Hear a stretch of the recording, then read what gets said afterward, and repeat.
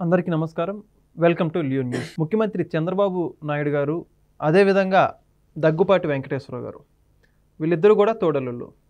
అయితే వీళ్ళిద్దరి కలయిక ఏదైతే దగ్గుపాటి వెంకటేశ్వరరావు గారు రచించినటువంటి ప్రపంచ చరిత్ర అనేటువంటి పుస్తక ఆవిష్కరణకు సంబంధించి విశాఖపట్నం గీతా యూనివర్సిటీ ఒక ఆడిటోరియంలో జరుగుతున్నటువంటి ఒక కార్యక్రమానికి సంబంధించి వీరిద్దరి కలయిక కూడా చాలా కొత్తగా ఉందని చెప్పేసి, లేదా చాలా రోజుల తర్వాత వీళ్ళిద్దరిని ఇలా చూడడం చాలా సంతోషంగా ఉందని చెప్పేసి చాలామంది రాజకీయ విశ్లేషకులు వాళ్ళ ఆనందాన్ని కూడా వ్యక్తపరుస్తూ ఉన్నారు. అయితే ఇదే అంశానికి సంబంధించి మాట్లాడే ప్రయత్నం చేద్దాం. మనతో ఉన్నారు సీనియర్ జర్నలిస్ట్ కనకదుర్గ గారు. మేడం నమస్కారం అండి. మేడం, చంద్రబాబు నాయుడు గారు, దగ్గుపాటి వెంకటేశ్వర గారు, వీళ్ళిద్దరిని ఒకే వేదిక మీద చూడడం, అది కూడా చూసుకుంటే చాలా ఇద్దరు క్లోజ్గా ఆలింగనం చేసుకోవడం కానీ, చాలా ఒక దాదాపుగా చూసుకుంటే 3 దశాబ్దాల తర్వాత వీళ్ళిద్దరు కలవడం పట్ల అనేక మంది కూడా ఆనందాన్ని వ్యక్తం చేస్తున్నారు. నిజంగా ఎన్ని వైరల్ ఉన్నప్పుడు కూడా పక్కన పెట్టే విధంగా కలవడం, వీళ్ళిద్దరు అలా ఉండడం, దాని గురించి మీరే ఉంటారు? కాలం దేన్నైనా మాన్పుతుంది అంటారు. అది అంటే మంచి అయినా చెడైనా కూడా కాలం అనేది మంచిని చెడు చేస్తుంది, చెడుని మంచి చేస్తుంది. కాలానికి ఉండే గొప్పతనం అది. కాబట్టి 30 ఏళ్ల తర్వాత ఇద్దరూ కూడా చాలా ఆప్యాయంగా ఆనందంగా కలిసి మాట్లాడుకోవడం, పక్కపక్కన కూర్చుని ఉండడం మనం చూసాం. అసలు ఏంటి వీళ్ళిద్దరి మధ్య వైరం ఏంటి, ఎందుకు వచ్చింది, వైరం ఉందా అని ఆలోచిస్తే మీకు తెలుసు, వీళ్ళిద్దరూ కూడా ఎన్టీఆర్ గారి అల్లుళ్ళు. పురంధేశ్వరి గారు, భువనేశ్వరి గారు మీకు తెలుసు. పురంధేశ్వరి గారి హస్బెండ్ దగ్గుబాటి వెంకటేశ్వరరావు గారు. వెంకటేశ్వరరావు గారు కూడా రాజకీయాల్లో ఉన్నారు. ఎన్టీ రామారావు గారు 94లో ముఖ్యమంత్రి అయ్యాక వీళ్ళిద్దరూ కలిసికట్టుగానే ఉన్నారు. అప్పుడు కూడా 95లో ఆయన దించడంలో కూడా వీళ్ళందరి పాత్ర ఉంది. 95లో అనివార్య పరిస్థితుల్లో వీళ్ళు ఎన్టీ రామారావు గారితో విభేదించాల్సి వచ్చింది. ఎందుకని? లక్ష్మీపార్వతి వల్ల.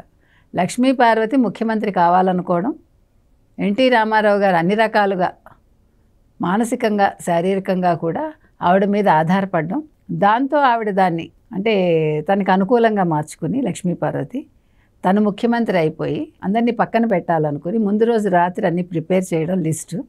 అందులో చంద్రబాబు నాయుడు గారి పేరు మొట్టమొదట ఉంది, తర్వాత దగ్గుబాటి గారు, ఇలా వరుసగా అంటే మొత్తం కుటుంబ సభ్యులను పక్కన పెట్టేసి తనకి కావాల్సిన వాళ్ళనే మంత్రులుగా ఉంచుకోవాలని ఆవిడ నిర్ణయించుకుని ఆవిడ ముఖ్యమంత్రి అయిపోవాలి అని వైజాగ్లో ఒక ప్రకటన చేయడానికి అంత సిద్ధం అయిపోయింది. ఆ సందర్భంలో వీళ్ళు హరికృష్ణ గారు మెయిన్, ఇందులో చంద్రబాబు నాయుడు గారి పాత్ర కూడా ఏమీ లేదు. చంద్రబాబు నాయుడు గారు ఎప్పుడు తొందరపాటు మనిషి కాదు, ఆయన ఎప్పుడు ముఖ్యమంత్రి అవ్వాలని అనుకోలేదు. మంచి నాయకుడు, ఎమ్మెల్యేగా ఉన్నారు, చేశారు, మంత్రిగా ఉన్నారు, అవన్నీ ఉన్నాయి. కాకపోతే ఏంటంటే హరికృష్ణ గారు లక్ష్మీపార్వతి గారి ప్రవర్తన నచ్చక ఆవిడతో విభేదించి తండ్రి మీద కోపంతో బయటకు వచ్చి పార్టీలోంచి 3 నెలల్లో పార్టీలోంచి బయటకు వచ్చాక మొత్తం ప్రభుత్వాన్ని పడగొట్టారు. అప్పుడు హరికృష్ణ గారు కుటుంబ సభ్యులందరూ కూడా, ఈవెన్ దగ్గుబాటి గారు, చంద్రబాబు నాయుడు గారి నాయకత్వాన్ని ఆమోదించి వారిని ముఖ్యమంత్రిగా వాళ్ళందరూ కూడా అంగీకారంతో ఆయన ముఖ్యమంత్రిగా అవ్వడం జరిగింది. సో ఆ తర్వాత ఎందుకనో వాళ్ళిద్దరి మధ్య కొంచెం దూరం పెరిగింది. ఆ పెరిగాక ఆయన కాంగ్రెస్లోకి వెళ్ళడం మనందరికీ తెలుసు, మంత్రిగా పనిచేయడం, ఆయన ఎదగడం రాజకీయంగా, ఎవరు దగ్గుబాటి గారు. ఆ తర్వాత 2019లోనే ఎప్పుడో 19కి ముందు వారు వైసీపీలో కూడా చేరి అక్కడ ఓడిపోవడం, ఆ తర్వాత రాజకీయాలకే ఆయన గుడ్ బై చెప్పాక ఇప్పుడు వాళ్ళు మళ్ళా కలుసుకున్నారు. అంటే మీకు ఈ 24 ఎన్నికలప్పుడు ఎప్పుడైతే బీజేపీ కూడా కూటమిలో చేరిందో పవన్ కళ్యాణ్ ద్వారా, అప్పుడు దగ్గుబాటి పురంధేశ్వరి గారు కూడా చంద్రబాబు నాయుడు గారితో కలిసి పనిచేశారు. సో అప్పుడే కొంచెం సాన్నిహిత్యం మళ్ళీ వచ్చి ఉండొచ్చు. అంటే వీళ్ళ మధ్య మళ్ళీ సంప్రదింపులు కావచ్చు, మాట్లాడుకోవటం కావచ్చు, కొద్దిగా మొదలై ఉండొచ్చు.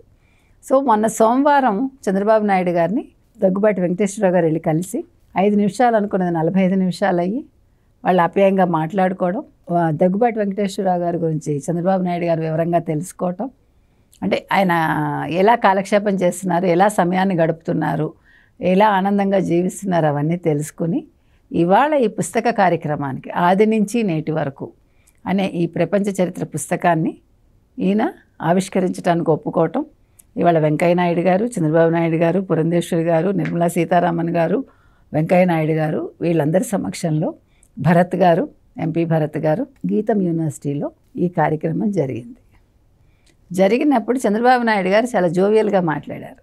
మొన్న నేను అన్నీ తెలుసుకున్నాను, ఆయన రిటైర్డ్ లైఫ్ ఎట్లా గడుపుతున్నారని, వాళ్ళ మనవలతో ఆడుకోవడం, సరదాగా పాయకాటకు వెళ్ళడం, అవన్నీ కూడా ఆయన వాళ్ళ స్టేజ్ మీద చెప్పడం జరిగింది. అంటే మీరు చెప్పినట్టుగా వాళ్ళిద్దరి మధ్య ఒక సాన్నిహిత్యం అనేది మళ్ళీ వచ్చింది.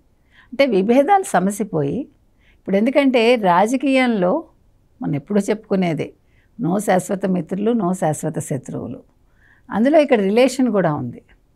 ఒకటండి, ఇంకా అంతిమ దశకు వచ్చాక అందరం ఎవరైనా అంటే కొంచెం వయసు పెరిగాక 60 ఏళ్ళు దాటాక శత్రుత్వాలు మర్చిపోవాలండి ఎవరైనా. అంటే మామూలు మన కుటుంబాల్లో కూడా ఎంతకాలం బతుకుతామని ఒక ఆలోచన వచ్చింది అనుకోండి, అసలు ఎందుకు ఈ గొడవలు, ఎందుకు ఈ ఆస్తి గొడవలు, లేకపోతే ఎందుకు ఈ మాట పట్టింపులు?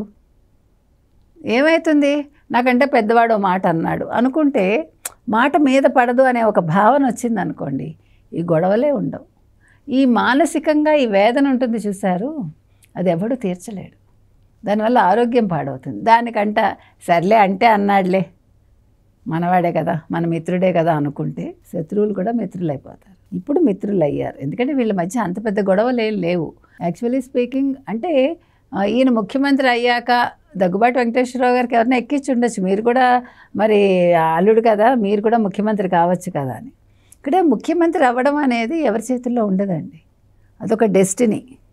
ప్లస్ మీకుండే దాన్ని ఏమంటారు కెపాసిటీ, మీకుండే తెలివితేటలు కావచ్చు, లేకపోతే మీరు తప్పకుండా ఈయన ముఖ్యమంత్రిగా పనికొస్తారు అనుకుంటే ఎన్నుకుంటారు ఎమ్మెల్యేలు. ఇది మనం అనుకుంటే అయిపోము, అనుకోకపోతే మానయ్యం.